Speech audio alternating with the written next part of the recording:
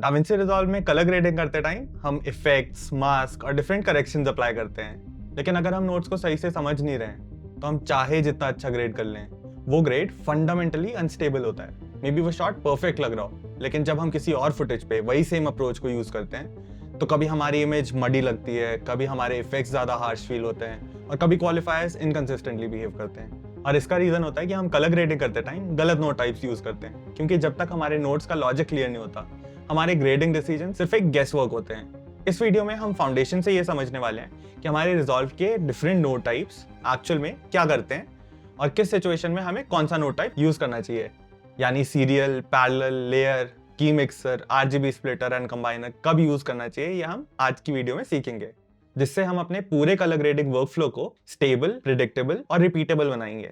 So let's move to the screen. सबसे पहले हम बेसिक्स को क्लियर करते हैं। डाविंची रिजॉल्व के कलर पेज में जो भी ग्रेडिंग होती है वो सब नोड्स के थ्रू होती है। हम नोड को एक प्रोसेसिंग ब्लॉक की तरह समझ सकते हैं। इमेज नोड के अंदर आती है, हम उस पर कुछ एडजस्टमेंट अप्लाई करते हैं और फिर इमेज आउटपुट से आगे पास होती है। हर करेक्टर नोड के दो मेन इनपुट्स होते हैं जो हमें लेफ्ट साइड में ट्राइंगल्स की फॉर्म में मिलते हैं।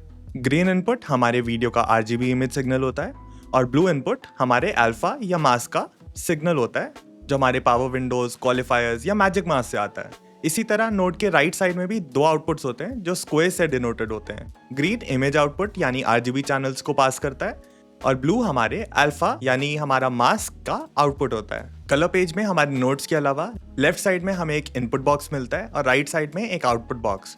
हमारा लेफ्ट साइड यानी हमारा इनपुट हमारे एडिट पेज से हमारी वीडियोस को सोर्स करता है और लास्ट नोट का आउटपुट हमारे रिजॉल्व के सारे व्यूअर्स में फीड होता है, यानी हमारे कलर पेज, हमारे edit page, Fairlight page.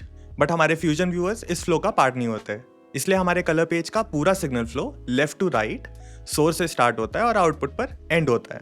और इसी फ्लो के अंदर एक कोर रूल अप्लाई होता है। हर नोड को उसके पिछले नोड से आउटपुट मिलता है और इसी रूल के ऊपर हमारे सीरियल, पैरेलल और बाकी सारे नोड टाइप्स का पूरा लॉजिक बेस्ड होता है।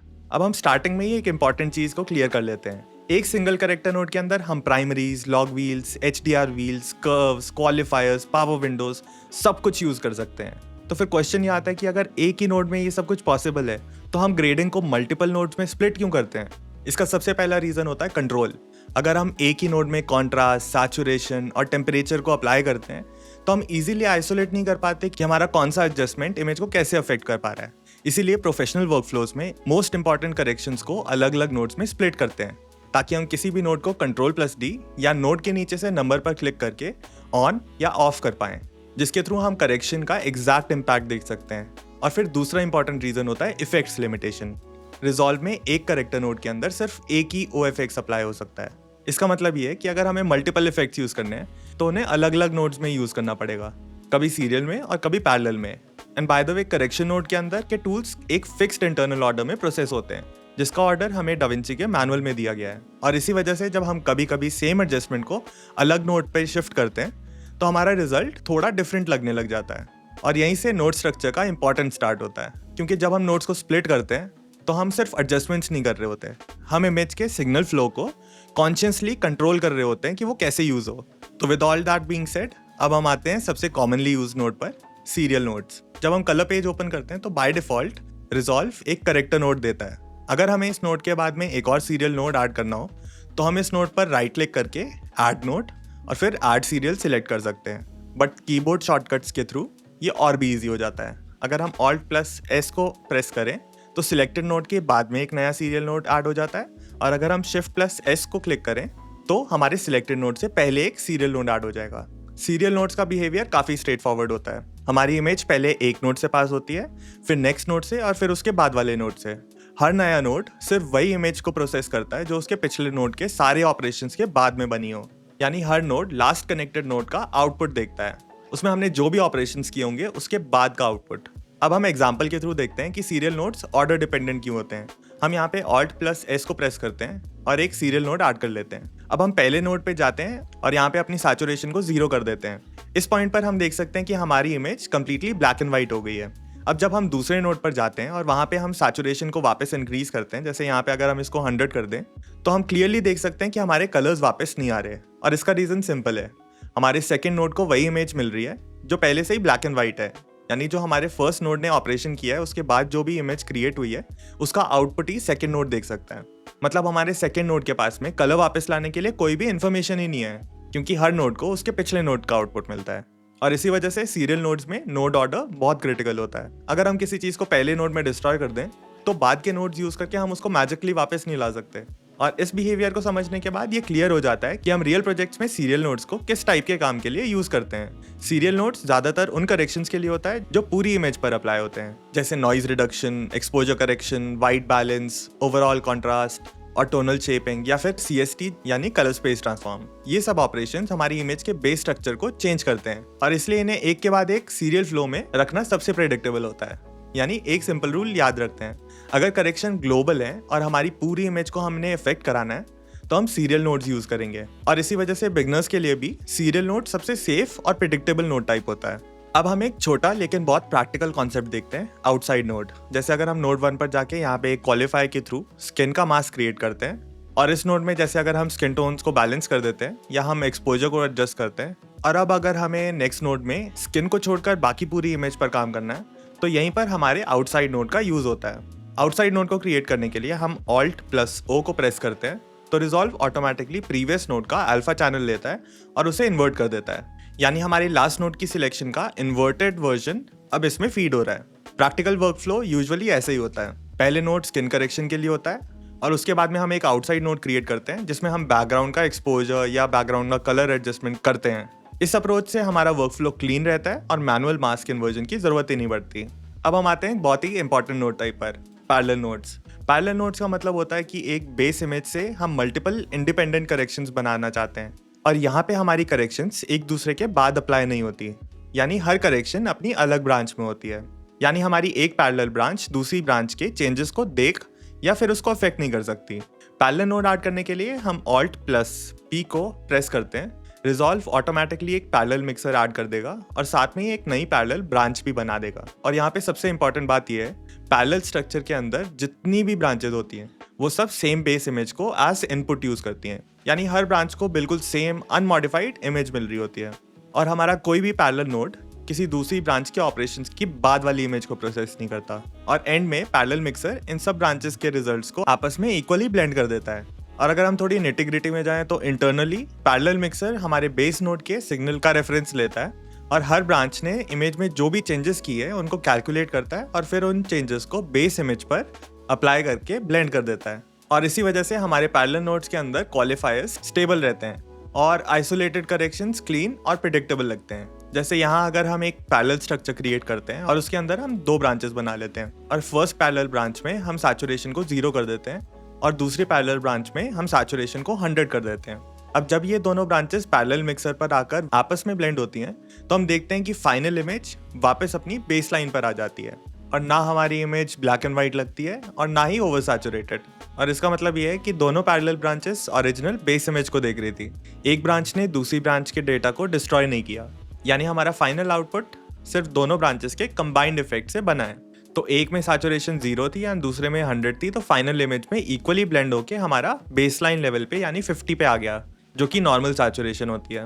और यही बिहेवियर हमारे सीरियल नोड से फंडामेंटली डिफरेंट होता है और इसी वजह से हमारे पैरेलल नोड मास्क्स और आइसोलेटेड करेक्शंस के लिए इतने पावरफुल होते हैं। रियल प्रोजेक्ट्स में पैरेलल नोड्स का सबसे कॉमन यूज होता है जब हम इमेज के डिफरेंट पार्ट्स को इंडिपेंडेंटली ट्रीट करना चाहते हो।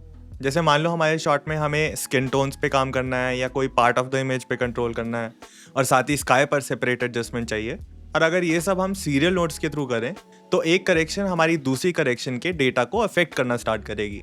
और इसी सिचुएशन में हमारा पैरेलल नोड स्ट्रक्चर आइडियल होता है। हम एक पैरेलल ब्रांच सिर्फ स्किन के लिए रखते हैं, वहाँ हम क्वालिफायर या पावर विंडोज यूज करते हैं, और दूसरी पैरेलल ब्रांच सिर्फ स्काई के लिए होती है, और तीसरी स्पेसिफिक ब्रांच एक स्पेसिफिक एलिमेंट के लिए होगी।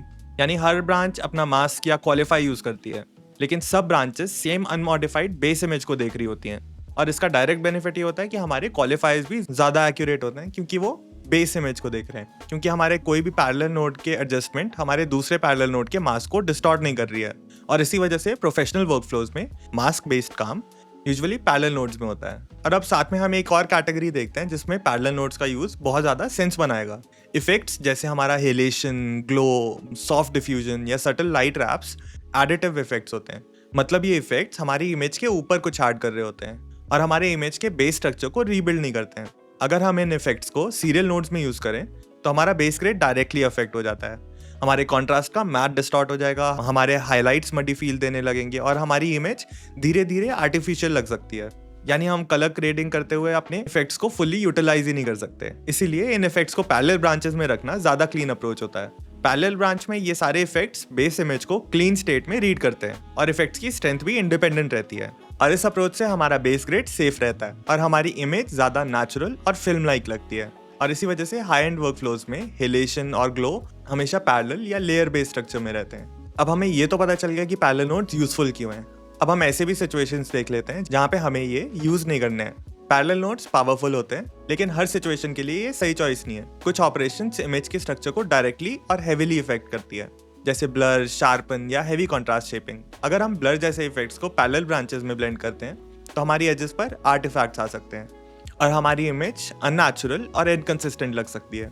इसी तरह कुछ ओएफएक्स जैसे motion blur, mid tone detail, texture pop या नॉइज रिडक्शन इमेज के स्ट्रक्चर को डिस्ट्रक्टिवली चेंज करती हैं। ऐसे इफेक्ट्स जब पैरेलल में ब्लेंड होते हैं तो कैलकुलेशंस अनप्रेडिक्टेबल हो जाती हैं। इसलिए ऐसे केसेस में पैरेलल स्ट्रक्चर को हमें अवॉइड करना चाहिए। तो एक हम सिंपल चीज समझ सकते हैं, जो भी चीज हमारी इमेज के स्ट्रक्चर को हेवीली चेंज कर रही है उसे हम सिर्फ सीरियल नोड्स के थ्रू यूज करेंगे। अब हम आते हैं लेयर मिक्सर नोड्स पर। लेयर मिक्सर नोड्स का कॉन्सेप्ट पैरेलल नोड्स से फंडामेंटली डिफरेंट होता है। जैसे पैरेलल नोड्स में हम मल्टीपल इंडिपेंडेंट करेक्शंस को ब्लेंड करते हैं, लेयर मिक्सर में हम करेक्शंस को लेयर की तरह स्टैक करते हैं। इसको हम फोटोशॉप की लेयर्स के जैसे समझ सकते हैं, जहाँ एक लेयर दूसरी लेयर के ऊपर प्लेस होती है। लेयर मिक्सर ऐड करने के लिए हम Alt+L प्रेस करते हैं तो रिजॉल्व हमें एक लेयर मिक्सर नोड क्रिएट करता है जिसमें हमें मल्टीपल इनपुट्स होते हैं और एक सिंगल आउटपुट होता है। यहाँ एक चीज जो काफी कंफ्यूजिंग लगती है कि लेयर मिक्सर में जो नोड विजुअली सबसे नीचे होता है वो एक्चुअली टॉप विजिबल लेयर होता है फॉर सम रीजन, और जो नोड विजुअली ऊपर होता है वो बेस लेयर की तरह बिहेव करता है। ये थोड़ा काउंटर इंट्यूटिव है लेकिन रिजॉल्व का लेयर सिस्टम इसी लॉजिक पे चलता है, तो डील विद इट। इसी वजह से लेयर मिक्सर्स का बिहेवियर पैरेलल मिक्सर से बिल्कुल अलग होता है। पैरेलल मिक्सर ब्लेंडिंग करता है और लेयर मिक्सर हमारी स्टैकिंग और कंपोजिटिंग के लिए यूज होता है। अब लेयर मिक्सर का बिहेवियर हम एक सिंपल और क्लियरली विजिबल एग्जांपल से समझते हैं। हम एक लेयर मिक्सर क्रिएट करते हैं और हम 2 लेयर्स क्रिएट करते हैं। तो जैसे मैंने बताया, जो नोड विजुअली ऊपर दिख रही है उसमें हम इमेज के ऑफसेट के थ्रू पूरी तरह से उसको ब्लू की तरफ पुश कर देते हैं, और जो नोड हमें विजुअली नीचे दिख रहा है यानी हमारा यहाँ पे नोड 2, उसमें हम इमेज को ऑफसेट के थ्रू पूरी तरह से रेड की तरफ पुश कर देते हैं। और हम देख सकते हैं कि हमें सिर्फ रेड ही दिख रहा है क्योंकि ये नीचे है तो ये ऑन टॉप है बेसिकली, एंड ब्लू करेक्शन हमारे एग्जिस्ट करते हुए भी विजिबल नहीं है। और जब हमारी टॉप लेयर पूरे फ्रेम पर अप्लाई होती है तो नीचे वाली लेयर्स कंप्लीटली हाइड हो जाती हैं।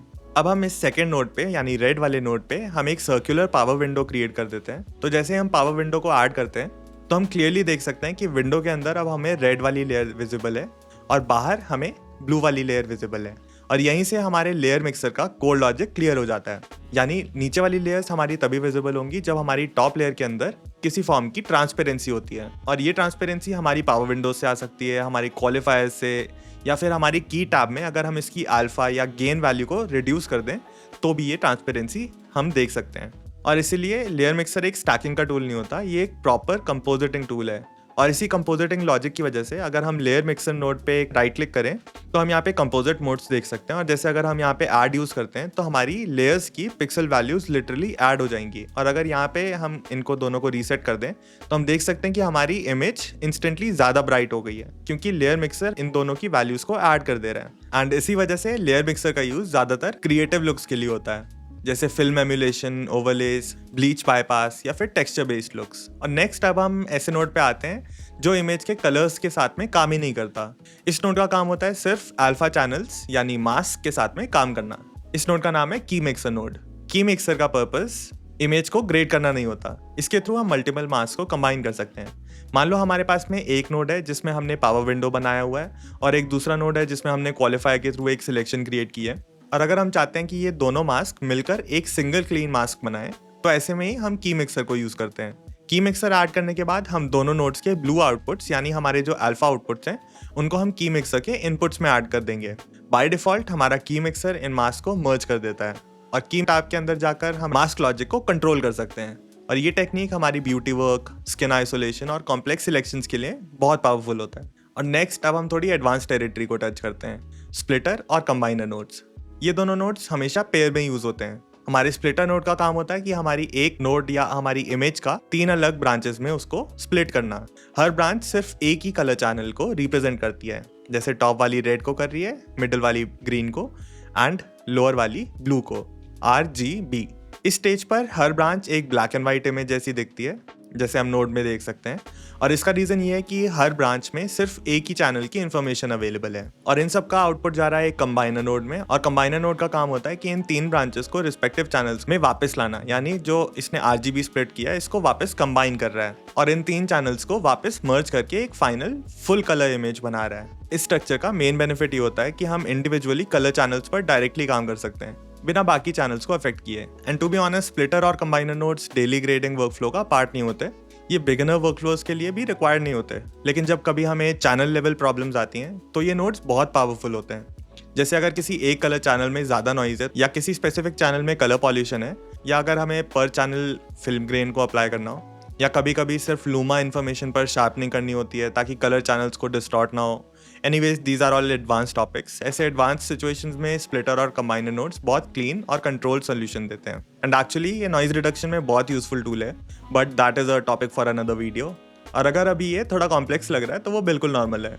इस एपिसोड के लिए इतना समझना काफ़ी है कि स्प्लिटर और combiner nodes channel level control के लिए होते हैं और ये सिर्फ तभी यूज होते हैं जब उस लेवल की ज़रूरत हो। एनीवेज, अब हम एक ऐसे टॉपिक पर आते हैं जो डायरेक्टली इमेज को चेंज नहीं करता लेकिन वर्कफ्लो को मैसिवली इंप्रूव कर सकता है, और ये टॉपिक है नोड ऑर्गेनाइजेशन। प्रोफेशनल प्रोजेक्ट्स में नोड ग्राफ्स हमारे सिर्फ काम करने के लिए नहीं होते, बल्कि क्लाइंट्स को समझाने के लिए भी होते हैं कि हम एग्जैक्टली क्या कर रहे हैं, और हमें खुद भी समझने के लिए होते हैं कि हम एक पर्टिकुलर वर्कफ्लो को फॉलो करें। इसलिए प्रोफेशनल्स अपने नोड्स को रीनेम करते हैं ताकि एक ग्लांस में हमें पता चल जाए कि हमारा कौन सा नोड क्या कर रहा है। और हम इनको राइट क्लिक करके कलर कोड भी कर सकते हैं ताकि हमें टेक्निकल, क्रिएटिव या मास्क बेस्ड नोड्स विजुअली अलग दिख सकें। नोड फ्लो को लेफ्ट टू राइट और लॉजिकल रखा जाता है ताकि सिग्नल फ्लो हमारा क्लियरली रीडेबल हो, और इस तरह का स्ट्रक्चर हमारी डीबगिंग को इजी बनाता है। चेंजेस फास्ट हो जाते हैं और हमारे लॉन्ग टर्म प्रोजेक्ट्स में बहुत टाइम सेव होता है। क्लीन नोड ऑर्गेनाइजेशन का डायरेक्ट इम्पैक्ट ग्रेडिंग स्पीड और कंसिस्टेंसी पर पड़ता है। और नेक्स्ट वीडियो में हम एक परफेक्ट नोड ट्री भी बनाएंगे। अब एक क्विक रीकैप के साथ में हम सारे नोड टाइप्स को क्लियर कर लेते हैं। जब हमें पूरी इमेज पर ग्लोबल करेक्शन चाहिए होती हैं तब हम सीरियल नोड्स को यूज़ करते हैं। जब किसी मास्क का ऑपोजिट एरिया हमने टारगेट करना होता है तब हम आउटसाइड नोड्स को यूज़ करते हैं। जब एक ही बेस इमेज से हमें मल्टीपल इंडिपेंडेंट करेक्शंस चाहिए होते हैं, जैसे हमें स्किन, स्काई, रीलाइटिंग, तब हम पैरेलल नोड्स को यूज़ करते हैं। और साथ में ही अगर हमें हिलेशन, ग्लो या डिफ्यूजन जैसे एडिटिव इफेक्ट्स का यूज़ करना होता है तब भी हम पैरेलल स्ट्रक्चर को यूज़ करते हैं। लुक्स को लेयर्स की तरह हम स्टैक करने के लिए हम लेयर मिक्सर यूज़ करते हैं, और मल्टीपल मास्क के अल्फाज या कीज को कंबाइन करने के लिए हम की मिक्सर यूज़ करते हैं, और इंडिविजुअल कलर चैनल्स पर डायरेक्टली कंट्रोल करने के लिए हम स्प्लिटर और कंबाइनर नोड्स यूज़ करते हैं। And that's it. आज हमने ये समझा कि डाविंची रिजॉल्व में हर स्पेसिफिक नोड टाइप का एक स्पेसिफिक पर्पस होता है, यानी नोड सिर्फ बॉक्सेस नहीं होते। ये डिसाइड करते हैं कि हमारी इमेज का डेटा कैसे फ्लो करेगा और कौन सा एडजस्टमेंट किस स्टेज पर अप्लाई होगा, और हम कॉन्शियसली डिसाइड करते हैं कि हमारा कौन सा नोड किस सिचुएशन में यूज़ करना है, तो हमारे ग्रेड्स ऑटोमेटिकली क्लीनर और ज़्यादा कंट्रोल लगने लगते हैं। और नेक्स्ट एपिसोड में हम इन्हीं कॉन्सेप्ट का यूज़ करके स्टेप बाय स्टेप एक fixed reusable node tree build करेंगे जो हम हर प्रोजेक्ट में कॉन्फिडेंटली यूज़ कर सकते हैं। So I will see you there. Peace. Been wanted this shit forever. I've been in the field with whatever they throw at me. Brush it off, pick myself up, moving on to the better. Hey, ain't no errors, baby. It's a new era. I wake up early, feeling rich like I'm Kesha. I get to the paper, boy.